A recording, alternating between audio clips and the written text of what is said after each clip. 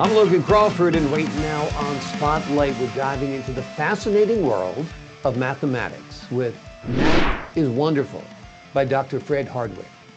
This unique book offers a refreshing look at math as a subject of beauty, filled with surprising connections to history, astronomy, the Bible, and biology as well. With engaging insights into primes, parabolas, and the math road less traveled, the doctor takes us on an inspiring journey through the wonders of numbers. We're delighted to have this very talented author join us here today on Spotlight, and we ask viewers like you to support authors like him by subscribing to our channel and by purchasing his amazing book. The links are below the interview. Doctor, great to see you here today on Spotlight. Thanks for joining me. Yes, good to be here. I'm assuming you were always a math guy since you've written this wide-ranging book on mathematics. Yes, my first chapter kind of discusses my autobiography of mathematics, and it goes all the way back to elementary school.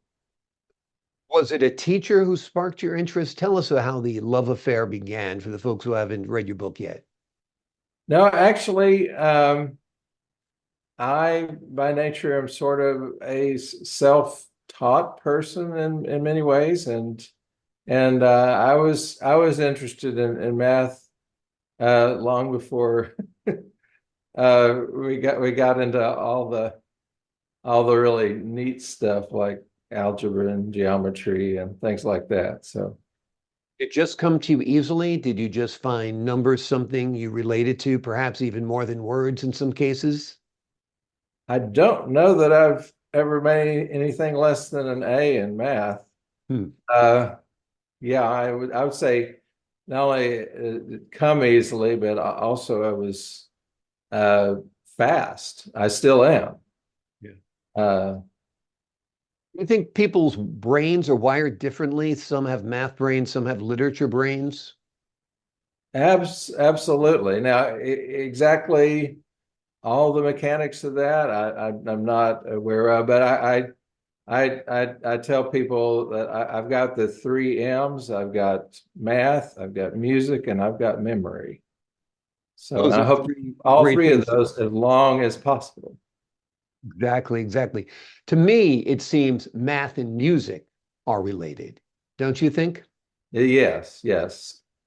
For But several reasons, pitches are a mathematical. Rhythm is definitely mathematical. Um, and even the pattern of the notes of the melody, I would think would be mathematical, right? frequently, Yeah. I mean, because we're certainly going to have AI algorithms, if not already doing it. We'll be doing it shortly, creating probably classical masterpieces based in large part upon mathematics. correct. Yeah. It's interesting. I understand the whole AI back room of the AI functioning is basically not vocabulary, but mathematics. So mathematics is the powerhouse behind a lot of new technology, obviously, as well. Definitely. Yeah. Let's talk about the surprising connections I mentioned in the beginning. What are the surprising connections between mathematics and history? Well, it's interesting that you brought that up because I didn't even talk a whole lot about this in the book, but American history is much more interesting if you throw math into it. And we're talking coincidences, uh, but we had something very interesting just 2 days ago. What I call the Harrison Harris connection. Um, see, Trump is supposedly going to be the second person in American history to have non-consecutive terms. And so the first one was Grover Cleveland. So he was the 22nd and the 24th president. And in between, was an administration with Benjamin Harrison on top and some vice president, I'm not sure the name.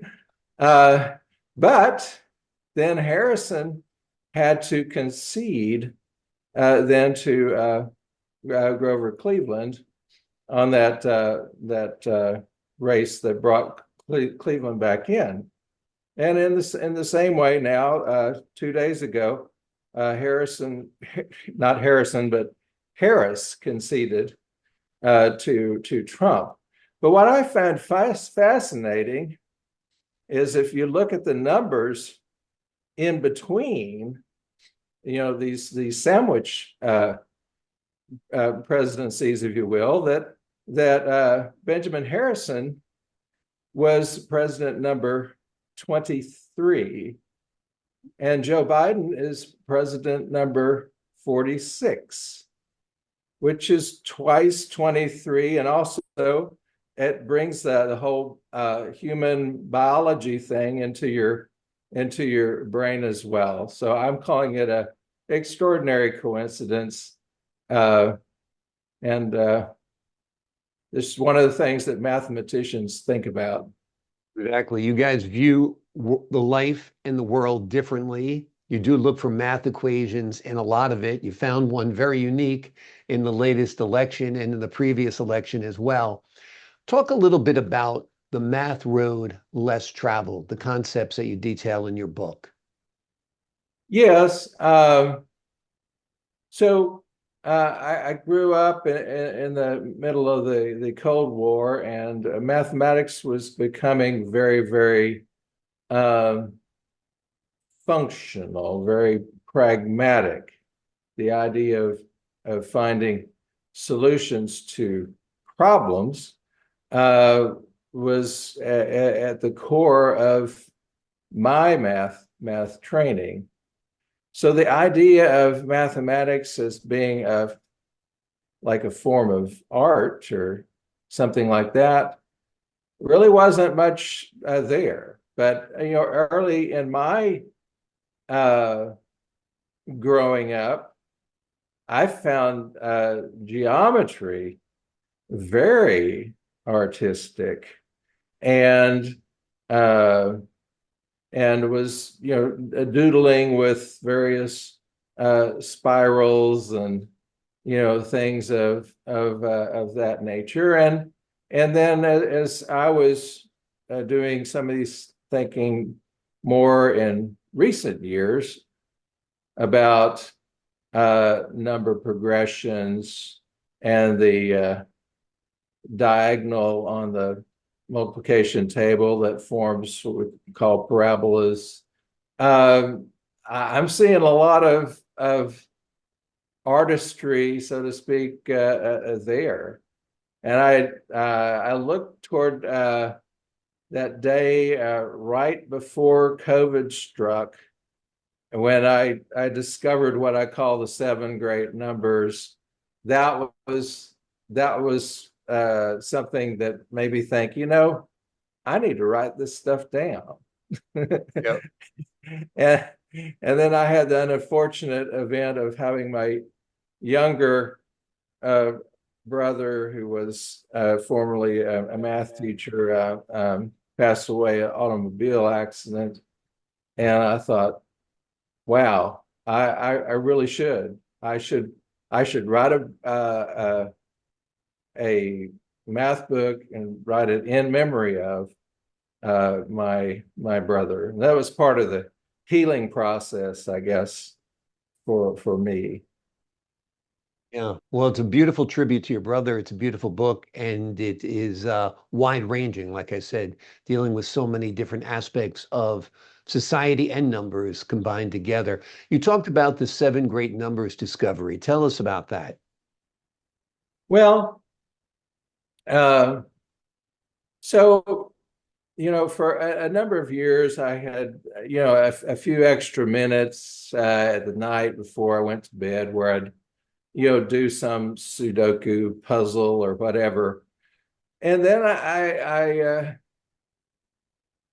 figured out that really I knew all the tricks for Sudoku. There wasn't there wasn't anything anything more for me. My mind was craving for something more, and I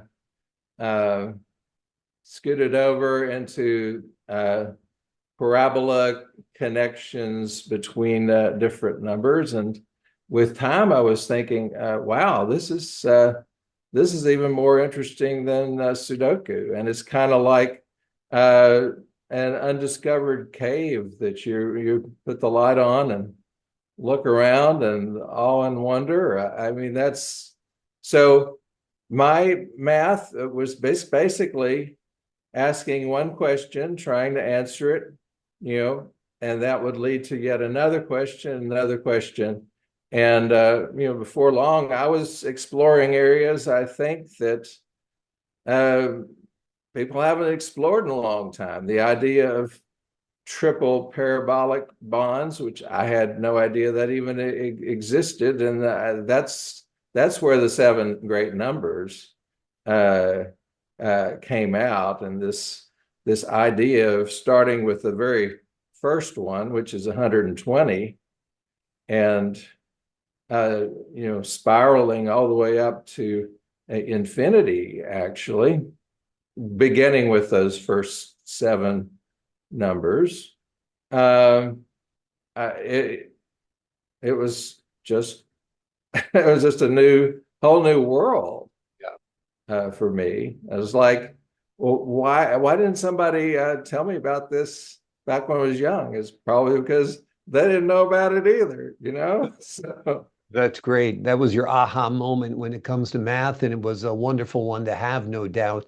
Let's give the folks at home an overview of the book. What will they find when they crack the covers and look inside? well, first they'll look at the table of contents, and they'll see that everything begins with a P. I've got prologue, primes, Pythagoras, progressions, parabolas, uh, polygons, particulars, and probabilities. And really, that does present a spectrum of a lot of math. Now, I just barely get into trigonometry here, and I don't get into calculus. So if you're looking for that, that's the wrong book. Most of what I'm doing is helping us explore more about things like addition and multiplication. Mm. Uh, Which is what most people need. I mean, most right, people need addition, multiplication, subtraction, obviously, right. uh, decimals, percentages. Beyond that, there's not much use for mathematics for the average person, right? If you can do decimals, percentages, basic mathematics, you're covered, right? If you're sending rockets up or Yeah. developing suspension bridges or something, then you need that higher Oh, level yeah. of math. But yes, uh, you can look at a lot of things in my book, and I think the average person says, "Wow, I never thought about that Yeah. before." But it's not like I'm presenting a hard concept. Right. I'm just exploring areas that they they pretty much had not. Exactly. Exactly.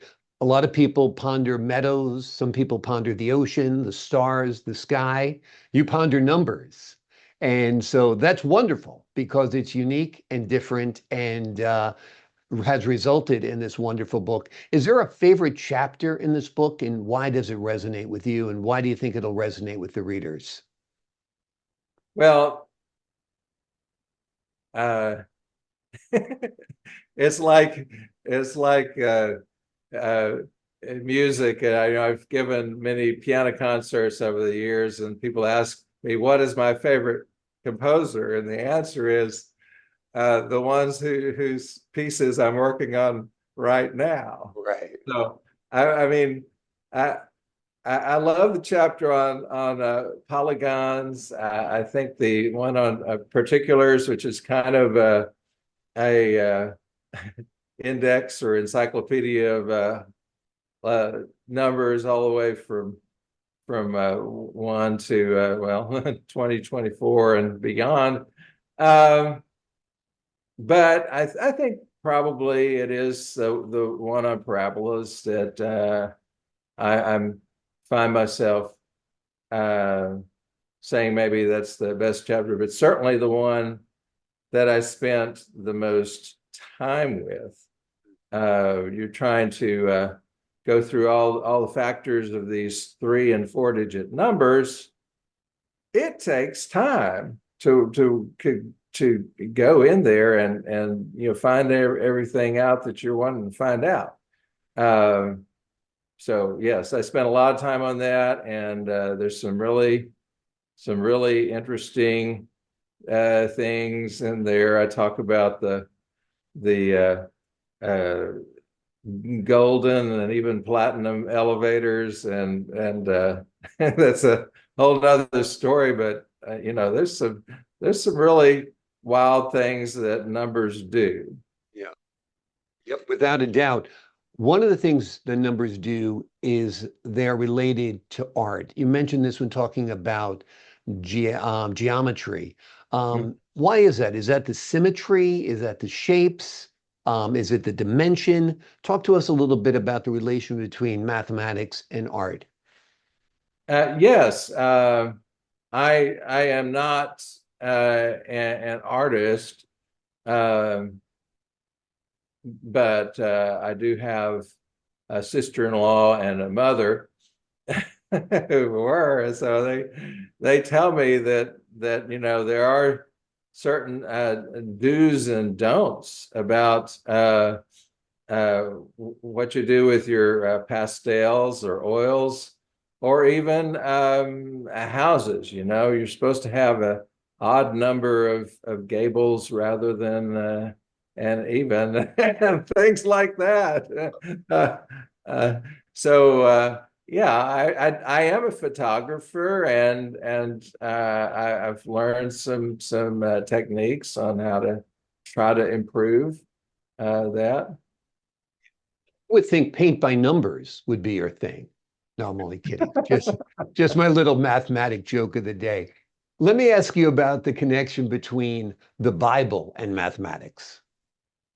Yes, well, so the Bible isn't really a math book per se, but as I mentioned, I think that Moses and Matthew and Luke probably each of them had the mathematical education of their day.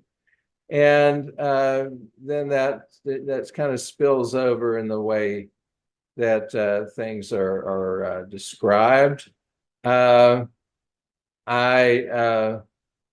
have it under my chapter on probabilities, really at the end of the book, and so I've tried to do an overview of all of that.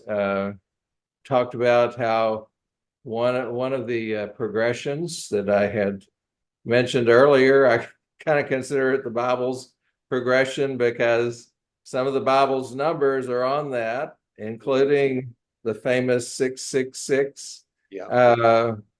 And there's some other things that were interesting as I explored that. So I Number guess 3 certainly is recurring in the Bible. There's the Holy Trinity. The day Jesus rose after 3 days. I think it's probably the number that's mentioned the most in the Bible. Yeah, 3 is very common. Yeah.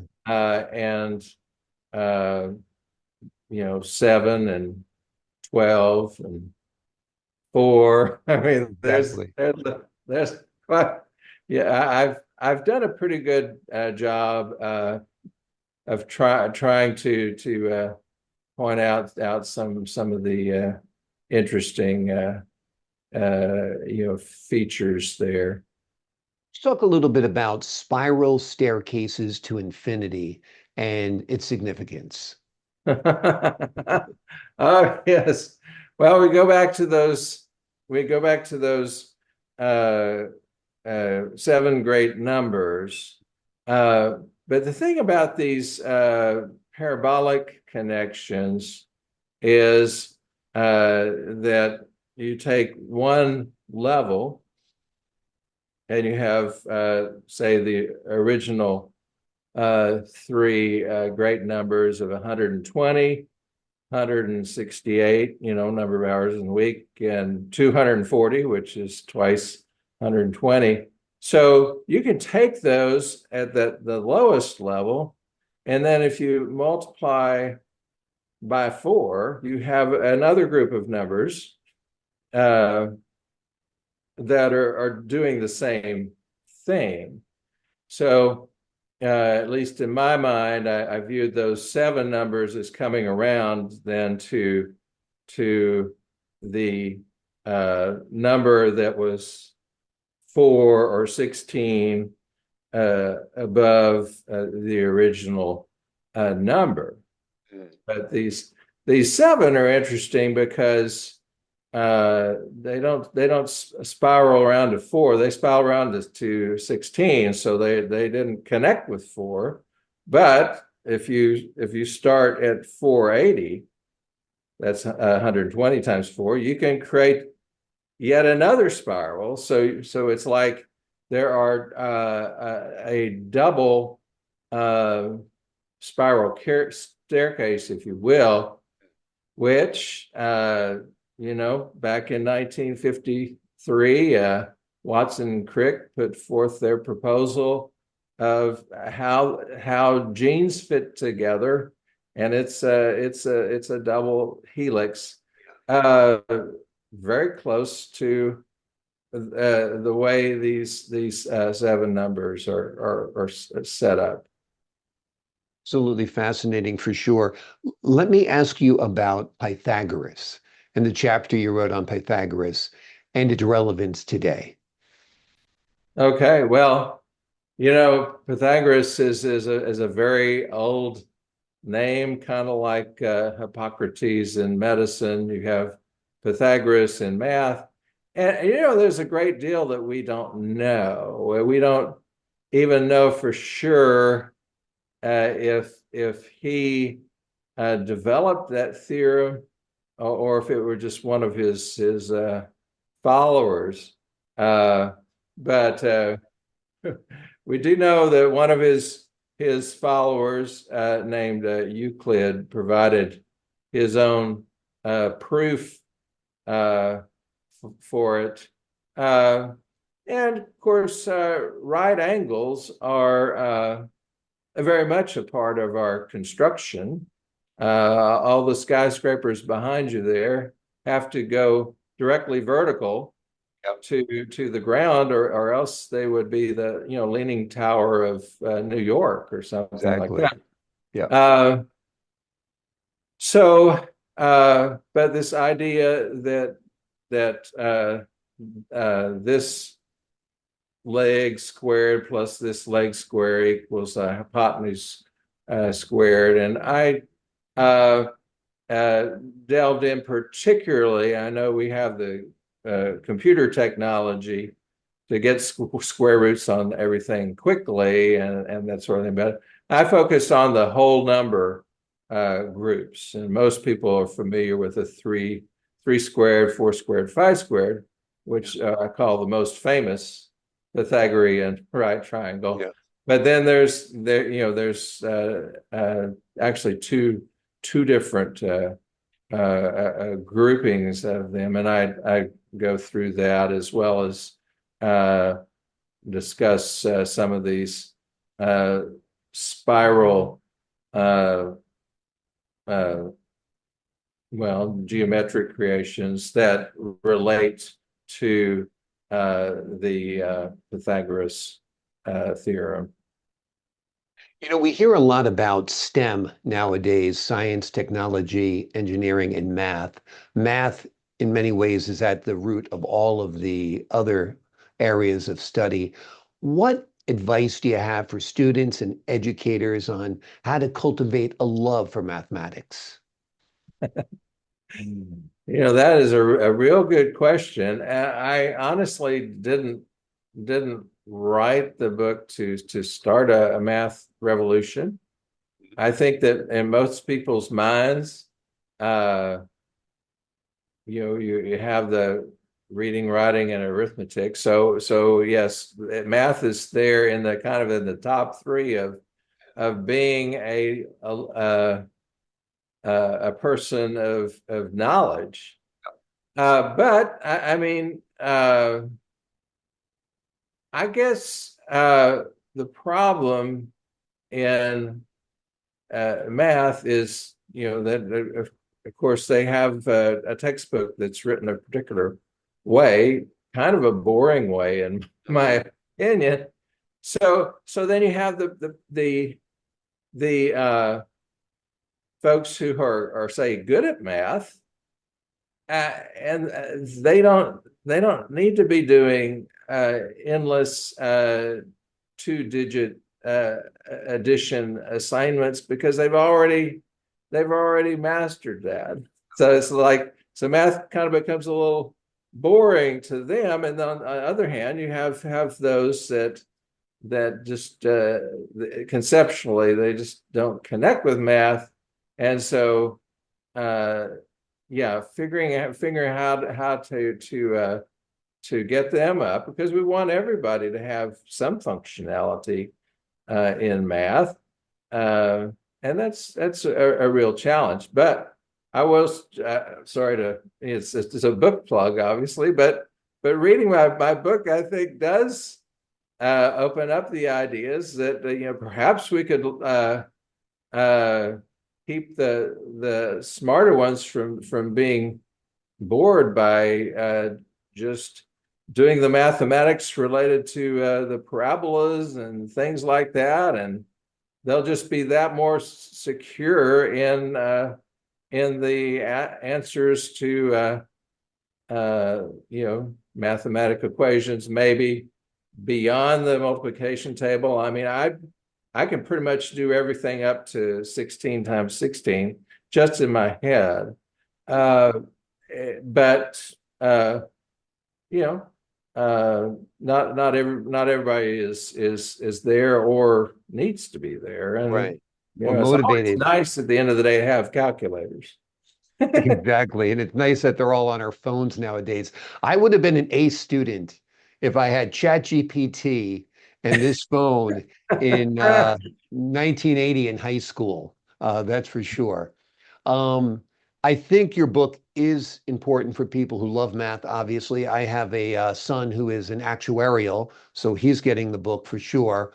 But I think people who are like me, who aren't great at math, will benefit from it too, because it shows you the different applications, other concepts, and perspectives on mathematics that it kind of gives you the reason why it exists in the first place. Because a lot of people are like, what the heck is a parabola and why do I have to learn it? You know? And you explain that in great fashion, great detail, and in a very interesting way, no doubt.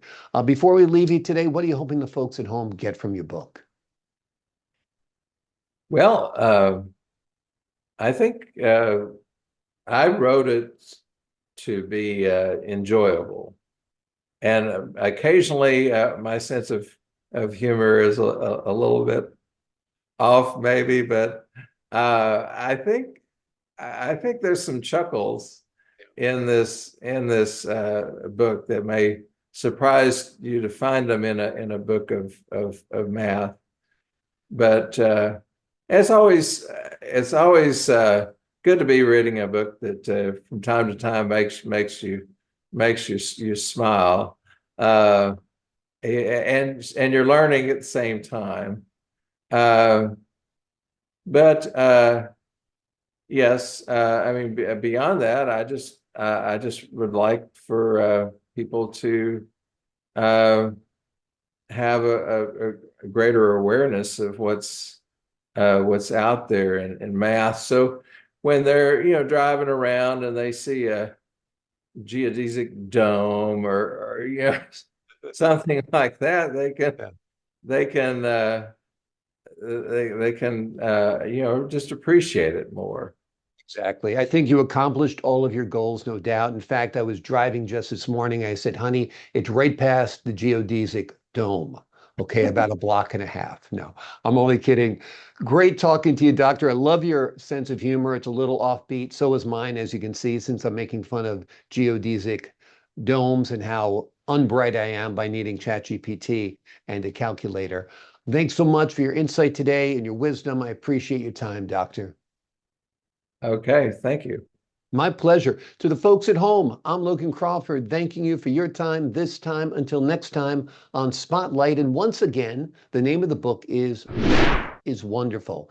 It is a unique book that offers a refreshing look at math as a subject of beauty filled with surprising connections to history, astronomy, biology, and even the Bible. It's intriguing, it's compelling, it's highly readable, and it will keep you well informed. Highly recommended. Until next time, I'm Logan Crawford.